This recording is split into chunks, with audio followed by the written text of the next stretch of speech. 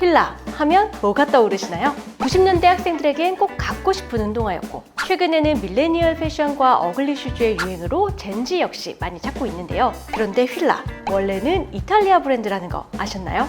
고급 의류 브랜드였던 휠라가 한국의 한 영업맨으로 인해 운동화를 만들기 시작하고 그 영업맨이 휠라 코리아를 사고 결국은 휠라 본사까지 사버렸는데요. 이 가슴이 웅장해지는 한국 기업, 오늘은 휠라 읽어드립니다.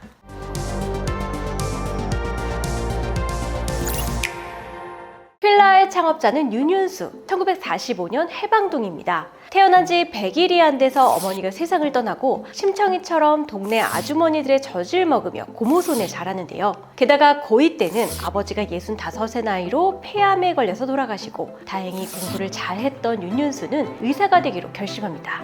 그런데 이 사람의 20대 지지리도 안 풀립니다. 수능 첫해 서울대 의대에 낙방하면서 재수에 도전하고요. 서울대 치의학과에 들어갑니다.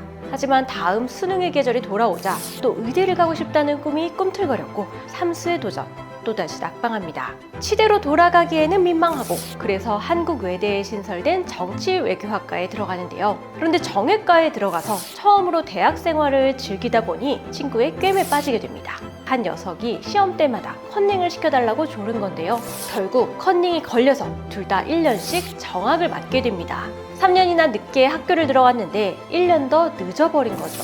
윤윤수는 미군 카투사에 지원합니다. 더 이상 물러설 데가 없던 그는 독한 마음으로 영어라도 완벽히 하고 나가자 라는 마음으로 군 생활을 열심히 했고 제대할 때 영어 하나는 마스터하죠. 이 학교도 집중해서 다녀서 30에 졸업을 하는데요. 요즘은 30에 졸업하는 게 흠도 아니지만요. 때는 1973년 정외과를 다녔다고 하면 데모나 한다고 생각했던 편견도 있었고 나이도 있다 보니 취업이 쉽지 않았습니다. 그러다 한 영자신문의 구인란에서 모집 공고를 보고 지원을 하고 JC펜이라는 미국 회사에 들어갑니다. 당시 미국에서 두 번째로 큰 백화점 체인이었는데요. 한국 지사에서는 의류나 액세서리를 한국에서 저렴하게 매입해서 미국에 납품하는 역할을 하고 있었죠. 신입으로 들어간 윤수에게 맡겨진 임무는 신규 사업이었습니다. 바로 전자제품을 저렴하게 소싱하는 거죠. 윤윤수는 직접 제조업체들을 찾아다니면서 품질을 확인하고 저렴한 단가를 맞추어 공급합니다. 영태전자의 카스테레오, 금성사의 흑백 텔레비전, 대한전선의 소형 냉장고 등과 계약을 하고 우리나라 제품의 수출기를 열어줍니다.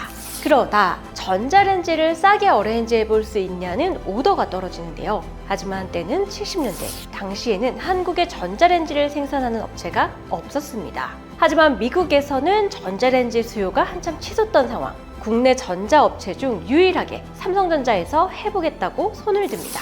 처음에는 일본 모델을 약간 개조해서 샘플을 보내는데요. 본사에서 직접 공장을 시찰하겠다고 하죠. 윤윤수와 삼성전자는 발등에 불이 떨어집니다. 보름 만에 일본에서 전자레인지 120대를 구해서 삼성전자 선풍기 제조 라인을 전자레인지 라인으로 꾸밉니다. 그리고 JC펜이 본사에서 사람이 오자 윤윤수는 몇 날 며칠 술을 먹이고 급지인이 대접한 후 피곤하고 지칠 때쯤 공장에 데려가죠. 근데 이 조립하는 연기만 하는 거잖아요. 이걸 본 담당자가 예리한 질문을 합니다. 근데 컨베이어 벨트는 안 돌아가나요? 그러자 윤윤수는 한국이 전력 사정이 좋지 않아서 지금 제한 송전을 하는 중입니다.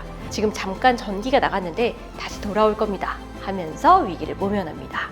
그렇게 윤윤수는 거래를 성사시켰고 삼성전자는 6개월 뒤에 우리 기술로 제작을 완성해서 선적까지 하게 됩니다. 윤윤수 회장의 자서전을 보면 그 시절이라 가능했던 이 종합상사의 무대포 정신을 볼 수 있는데요.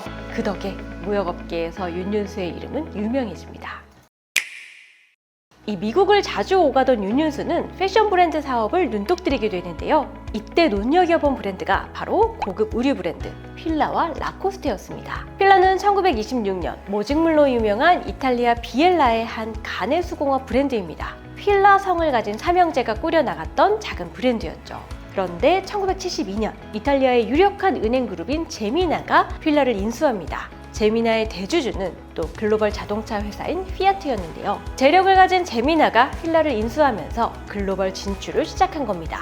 휠라는 컬러가 강렬하고 디자인이 깔끔한 고급 브랜드였습니다. 하지만 100년 가까이 의류만 취급하고 신발은 전혀 생산해 본 적이 없었죠.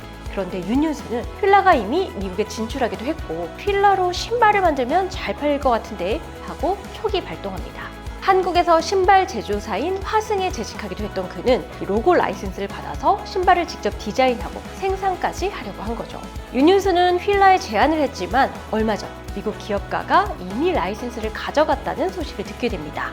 윤윤수는 그 사람 호머 알티스를 찾아갑니다. 브랜드는 네가 갖고 제작은 한국에서 하자고 사업을 제안하는데요. 이 얘기를 들어보니 호머 알티스의 사업 계획이 영 어설펐습니다. 뜻이 안 맞자 윤윤수는 일단 돌아서기로 하는데요. 그리고 윤윤수는 한국에 돌아와서 럭스타라는 종합 상사를 차립니다. 후배들과 아내까지 총 5명이 장난감, 칠판, 케이블, 보일러까지 돈 되는 것은 모두 미국에 수출했죠. 그러면서도 호머 알티스와 계속 연락을 하면서 휠라를 지켜보는데요. 호머 알티스의 사업은 잘 될 기미가 없고 채무는 점점 늘었습니다. 이때 윤윤수는 다시 호머 알티스를 찾아가 손을 내밉니다. 종합상사를 막 시작했던 쌍용을 끌어들여 자금을 대고 한국의 신발 제조업체를 끌어들였으며 저렴한 신발 라인업을 만듭니다. 윤윤수는 이 판을 짠 것만으로도 매출의 3%를 수수료로 받아가게 되는데요. 이때 만든 신발들이 미국에서 대박이 납니다.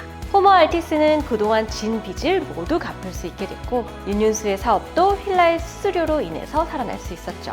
신발에는 관심이 없던 이탈리아 본사도 신발이 전체 매출의 60%까지 올라가자 직접 해야겠다고 생각을 합니다. 그래서 호머 알티스에게 큰 돈을 주고 라이센스를 회수하고요. 윤윤수에게는 휠라 코리아의 사장을 맡아 전 세계로 납품하는 신발의 제작을 담당해달라고 합니다. 이때가 1991년, 윤윤수의 연봉은 160만 달러, 즉 18억 원을 받고 지분 45%를 가져가면서 휠라 코리아를 합작으로 세우게 되죠.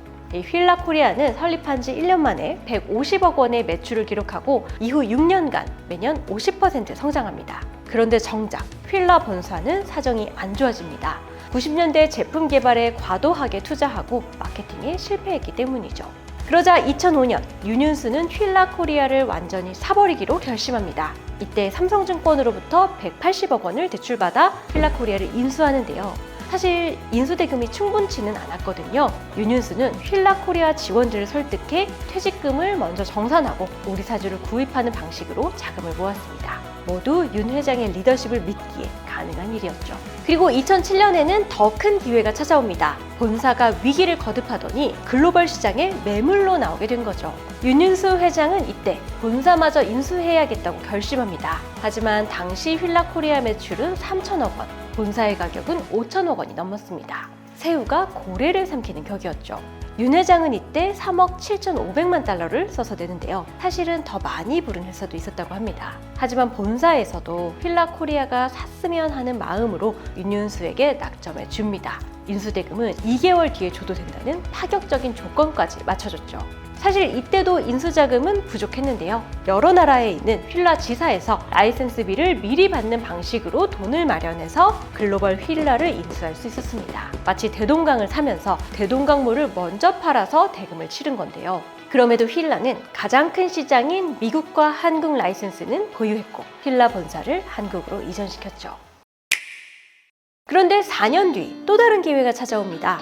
미래에셋 자산운용에서 윤윤수 회장을 찾아와서 아쿠시네트를 함께 인수하자고 제안한 건데요. 미래에셋이 재무투자자로 참여하고 휠라가 인수하는 방식이었죠.